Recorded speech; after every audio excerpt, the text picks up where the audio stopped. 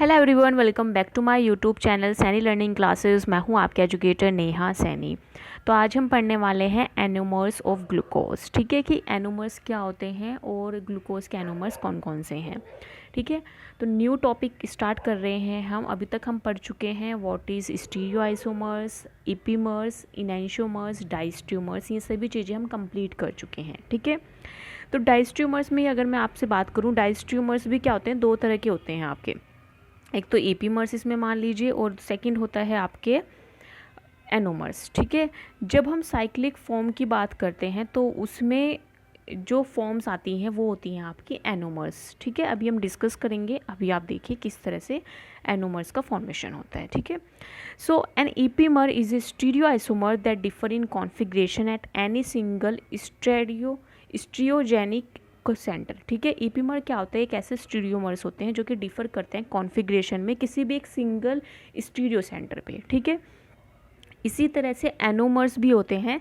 Anomers is an ईपीमर्स, ये भी एक तरह के ईपीमर्स हैं एट दी हेमी एसिटर और हेमिकीटल कार्बन। यानी कि ये जो डिफ़र करेंगे वो कहाँ पे डिफ़र करेंगे, फंक्शनल ग्रुप पे डिफ़र करेंगे इन ए साइक्लिक सैकराइड। यानी कि साइक्लिक स्ट्रक्चर में फंक्शनल ग्रुप पे जो डिफ़र करते हैं हेमी एसिटल यानी कि एसिटल्डिहाइड ग्रुप और हेमिकीटल यानी कि कीटोन ग्रुप पे इज कॉल्ड एनोमेरिक कार्बन। उसको हम क्या कहते हैं, एनोमेरिक कार्बन कहते हैं। So what is anomers. अब एनोमर्स की एग्जैक्ट डेफिनेशन क्या होती है। So when a molecule such as glucose convert to a cyclic form, यानी कि जब एक ग्लूकोज का मॉलिक्यूल साइक्लिक फॉर्म में कन्वर्ट होता है तो ये जनरेट करता है एक new chiral centre at carbon number 1। ठीक है, यानी कि जब एक ग्लूकोज का मॉलिक्यूल कन्वर्ट होता है साइक्लिक फॉर्म में तो वो क्या जनरेट करता है, कार्बन नंबर 1 पे एक साइक्लिक सेंटर जनरेट करता है। और इसी साइक्लिक सेंटर के बेसिस पे दो तरह की आपकी फॉर्म्स जनरेट होती हैं जिसको हम कहते हैं alpha D glucose and beta D glucose. तो ये अल्फ़ा डी ग्लूकोज और बीटा डी ग्लूकोज यही क्या होते हैं, आपके एनोमर्स होते हैं। ठीक है, अल्फ़ा डी ग्लूकोज और बीटा डी ग्लूकोज में क्या डिफरेंस होता है कि जो कार्बन 1 पे जो OH ग्रुप है, ठीक है, कार्बन नंबर 1 पे जो OH ग्रुप है, अगर वो अपोजिट होता है CH2OH जो कि कार्बन नंबर 5 पे है तो उसको हम अल्फ़ा फॉर्म बोलते हैं। अगर वो उसके सेम साइड पे होता है तो उसको हम बीटा फॉर्म बोलते हैं। डायग्राम के थ्रू अभी मैं आपको समझाती हूँ। देखो, ये देखो। ठीक है, जैसे कि मैंने आपको बताया कि एनोमर्स क्या है, साइक्लिक फॉर्म है। यानी कि जब कोई भी सैकराइड या कोई भी कार्बोहाइड्रेट जब साइक्लिक फॉर्म में आता है तो उसका जो फंक्शनल ग्रुप है वो एज एन कायरल सेंटर की तरह काम करता है। ठीक है, अगर उसके अंदर फंक्शनल ग्रुप कौन सा है, एसिटल्डिहाइड है, तो एसिटल्डिहाइड क्या करेगा उसमें, एज एन कायरल सेंटर की तरह काम करता है। ठीक है, तो कार्बन नंबर 1 जो है एक कायरल सेंटर की तरह काम करता है साइक्लिक फॉर्म के अंदर। ठीक है, और इसी कार्बन पे जो OH ग्रुप होता है, ये वाला जो OH ग्रुप होता है, इसी OH ग्रुप से दो फॉर्म्स डिसाइड होती हैं, अल्फ़ा फॉर्म और बीटा फॉर्म। ठीक है, अगर ये OH ग्रुप इस CH2OH के अपोजिट होता है, ठीक है, अगर ये OH ग्रुप इस CH2OH के अपोजिट होता है तो इसको हम बोलते हैं अल्फ़ा डी ग्लूकोज। ठीक है, अगर ये OH ग्रुप इस CH2OH जो कि कार्बन नंबर 5 पे प्रेजेंट होता है, इसके सेम साइड में होता है, ठीक है, तो उसको हम बोलते हैं बीटा फॉर्म। आई थिंक इतनी चीज़ आपको क्लियर हो गई होगी। ठीक है, अल्फ़ा डी ग्लूकोज और बीटा डी ग्लूकोज में क्या डिफरेंस है, ये भी चीज़ आप याद रख सकते हैं। अगर OH जो है नीचे की साइड है तो वो क्या बनाएंगी, अल्फ़ा डी ग्लूकोज, और अगर OH ऊपर की साइड है साइक्लिक फॉर्म में तो वो क्या बना रही है, बीटा डी ग्लूकोज। ठीक है, तो दो फॉर्म्स यहाँ पे जनरेट होती हैं जिनको हम क्या कहते हैं, एनोमर्स कहते हैं। ठीक है, और ये वाला जो कार्बन होता है, ये जो कार्बन नंबर 1, ये क्या कहलाता है, एनोमेरिक कार्बन कहलाता है। ठीक है, तो अगर आपसे पूछा जाए कि साइक्लिक फॉर्म में एनोमेरिक कार्बन का नंबर कौन सा होता है तो उसका आंसर होगा C1। ठीक है, कौन सा होता है, C1। What are the anomeric forms of glucose, दो फॉर्म्स होती हैं, अल्फ़ा डी ग्लूकोज और beta D glucose. Second question. Third question क्या बनता है कि जो एनोमेरिक फॉर्म्स होती हैं अल्फ़ा डी ग्लूकोज और बीटा डी ग्लूकोज, उसमें हम किसके बेसिस पे डिफरेंस करते हैं, तो वो जो OH ग्रुप है कार्बन नंबर 1 पे, उसके बेसिस पे क्या होता है, डिफरेंस होता है। ठीक है, अगर ये OH ग्रुप CH2OH के अपोजिट है that means it is a alpha form, अगर ये इसके सेम साइड पे है that means it is a beta form. Okay, clear, anomers का कॉन्सेप्ट यहाँ से क्लियर हो गया है बिल्कुल। ओके, अब आते हैं इसी में ही फ्रक्टोज के एनोमर्स भी हम देख लेते हैं साथ के साथ, ठीक है। जैसे कि मैंने आपको स्टार्टिंग में ही बताया कि हेमीकीटल और हेमी एसिटल के जो होता है वो एज एन एनोमेरिक कार्बन की तरह यहाँ पे काम करता है, यानी कि जो फंक्शनल ग्रुप है वो एनोमेरिक कार्बन की तरह काम करता है, उसकी दो फॉर्म्स यहाँ पे बन के तैयार हो जाती हैं, ठीक है। So in D fructose the carbonyl group is at carbon number 2। ये चीज़ आपको याद रखनी है। अगर आपसे ग्लूकोज में कोई पूछे, ग्लूकोज में आपसे एनोमेरिक कार्बन पूछे, तो आपका आंसर क्या आएगा? ग्लूकोज में एनोमेरिक कार्बन जो होता है वो होता है कार्बन नंबर 1, ठीक है। लेकिन अगर हम फ्रक्टोज में देखें तो वो होता है कार्बन नंबर 2, क्योंकि यहाँ पे कौन सा ग्रुप है? कीटोन ग्रुप है, और वो कौन से उस पे आ रहा है? कार्बोनिल ग्रुप आ रहा है सेकंड पे, ठीक है। तो कीटोन ग्रुप, ये जो फंक्शनल ग्रुप है, ये किस पे आ रहा है? कौन से कार्बन पे आ रहा है? सेकंड पे। तो फंक्शनल ग्रुप के अंदर जब कोई भी शुगर जब साइक्लिक फॉर्म में आती है तो उसका जो फंक्शनल ग्रुप है वो एज एन किसकी तरह काम करता है? एनोमेरिक कार्बन की तरह काम करता है, ठीक है। तो यहाँ पे भी जो फ्रक्टोज है उसमें क्या है? कार्बन नंबर 2 पे क्या है? कीटोन ग्रुप प्रेजेंट है, तो ये कार्बन नंबर 2 पे ही किसकी तरह काम करेगा? एनोमेरिक कार्बन की तरह काम करेगा, ठीक है। और यहीं से दो फॉर्म जनरेट होगी, अल्फा फ्रक्टोज और बीटा फ्रक्टोज, ठीक है। यहाँ पे भी आप चीज़ याद रखिए, अल्फा फ्रक्टोज यानी कि जो नीचे की साइड OH है, ठीक है, इसके जो अपोजिट नीचे की साइड जो OH है that means it is a alpha form. अगर ये OH ऊपर की साइड है यानी कि CH2OH के सेम साइड है, इसका मतलब है दैट इज़ बीटा फॉर्म, ठीक है। तो यहाँ पे भी आपको दो फॉर्म्स मिलती है, अल्फा फ्रक्टोज और बीटा फ्रक्टोज।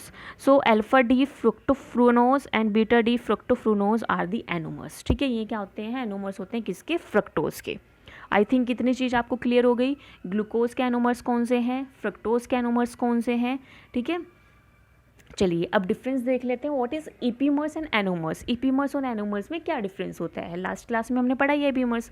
तो ईपीमर्स और एनोमर्स दोनों ही क्या होते हैं? ऑप्टिकल आइसोमर्स हैं, लेकिन ये differ in the configuration at a single carbon, और डिफर भी करते हैं सिंगल कार्बन एटम पे, but there is a difference in their definition. क्या डिफरेंस होता है? Epimers are optical isomers that differ in the configuration of single carbon atom. जो epimers होते हैं ये ऑप्टिकल आइसोमर्स होते हैं और डिफर करते हैं एक सिंगल कार्बन एटम की स्ट्रक्चर में। जैसे कि डी ग्लूकोज और डी मैनोज जो हैं वो ईपीमर्स हैं किसके? डी ग्लूकोज के। सॉरी, डी लैक्टोज और डी मैनोज किसके ईपीमर्स होते हैं? डी ग्लूकोज के होते हैं, ठीक है। अभी मैंने आपको जो लास्ट क्लास में स्ट्रक्चर पढ़ाई थी उसमें मैंने आपको दिखाया था, वेट ए मिनट, ये रहा, ठीक है। ये देखो, डी मैनोज और डी लैक्टोज किसके ईपीमर्स है? डी ग्लूकोज के, ठीक है। एक कार्बन पे ये क्या करते हैं? एक कार्बन पे ये क्या दिखाई देंगे आपको? चेंज दिखाई देगा, ओरिएंटेशन डिफरेंट दिखाई देगा। तो ये दोनों क्या है? जैसे कि डी मैनोज और डी ग्लूकोज, ये क्या है? C2 ईपीमर होता है डी ग्लूकोज का, और अगर हम देखें इन दोनों में तो ये क्या है? C4 पे चेंज हो रहा है फंक्शनल ग्रुप, दैट मीन्स तो ये क्या है? फंक्शनल ग्रुप कह रही हूँ, OH का ओरिएंटेशन जो है वो C4 पे चेंज हो रहा है, दैट मीन्स ये क्या है? C4 ईपीमर्स हैं, डी ग्लूकोज और डी लैक्टोज, ठीक है। तो ईपीमर्स में भी क्या हो रहा है? एक ही पोजीशन पे क्या हो रहा है? चेंजेस होते हैं। लेकिन ईपीमर्स और एनोमर्स में जो मेन डिफरेंस आपको यहाँ दिखेगा कि जो ईपीमर्स है वो क्या है? ओपन चेन स्ट्रक्चर है ग्लूकोज की, ठीक है। एनोमर क्या है? साइक्लिक स्ट्रक्चर है। किस में दिख रही है आपको? साइक्लिक स्ट्रक्चर में। सेकंड डिफरेंस अगर आप देख रहे होंगे, ईपीमर्स में कोई भी ऐसा functional group as an anomeric carbon या ईपीमर की तरह काम नहीं कर रहा है, लेकिन अगर आप देखेंगे एनोमर में जो फंक्शनल ग्रुप है वो ही एनोमेरिक कार्बन की तरह काम करता है, ठीक है।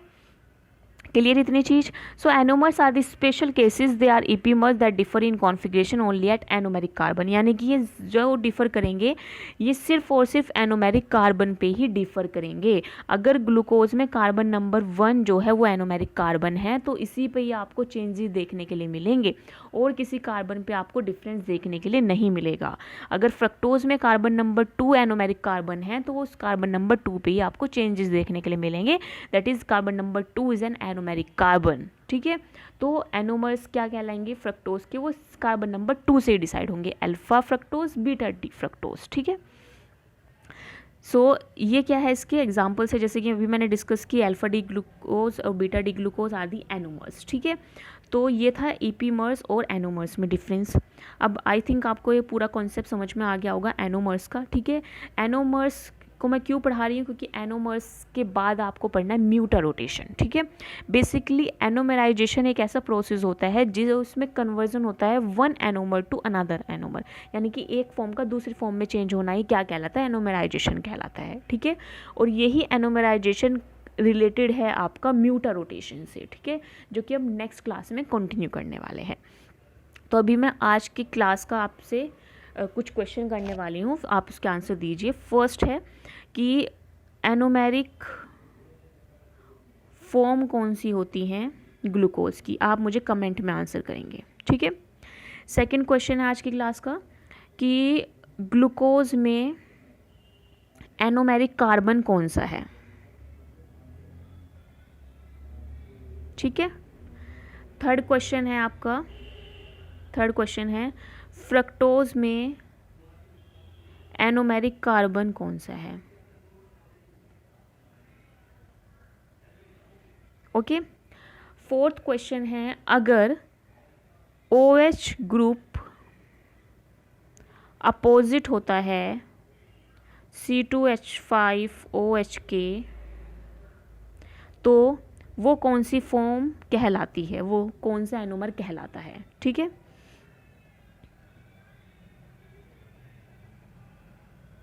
सॉरी, ये वाला क्वेश्चन CH2OH है वो, ठीक है। एक सेकेंड, फोर्थ क्वेश्चन चेंज करते हैं। देखो, अगर OH अपोजिट होता है CH2OH के तो वो कौन सी फॉर्म कहलाती है, ठीक है। और हम नेक्स्ट क्वेश्चन, ठीक है, फिफ्थ क्वेश्चन है, लास्ट क्वेश्चन है आपका। फिफ्थ क्वेश्चन है, ठीक है, D mannose and D galactose क्या हैं, A, B, epimers, enantiomers, anomers या डाइस्ट्यूमर्स, ठीक है। ये पूरा लिख लेना, diastereomers. D mannose and D galactose क्या हैं डी ग्लूकोज के, ओके। क्वेश्चन समझ में आया, डी मैनोज और डी ग्लैक्टोज क्या हैं डी ग्लूकोज के, ये आपका फिफ्थ क्वेश्चन है। तो टोटल 5 क्वेश्चन मैंने दिए हैं, ओके। फोर्थ क्वेश्चन को समझ लेना। फोर्थ क्वेश्चन में मैंने जो बोला है CH2OH के जो अपोजिट होता है OH, उस फॉर्म को हम क्या कहते हैं, ये आपको बताना है। फोर्थ क्वेश्चन में ये है, ठीक है। C2H5OH वाला नहीं है, CH2OH जो है, जो अपोजिट है OH अगर उसके, तो वो फॉर्म क्या कहलाती है साइक्लिक में, ठीक है। ये 5 क्वेश्चन आज आपके होमवर्क हैं, आपको मुझे कमेंट में बताने हैं इनके आंसर्स, ठीक है। So that's all for today, मिलते हैं नेक्स्ट सेशन में। Bye bye everyone, thanks for joining.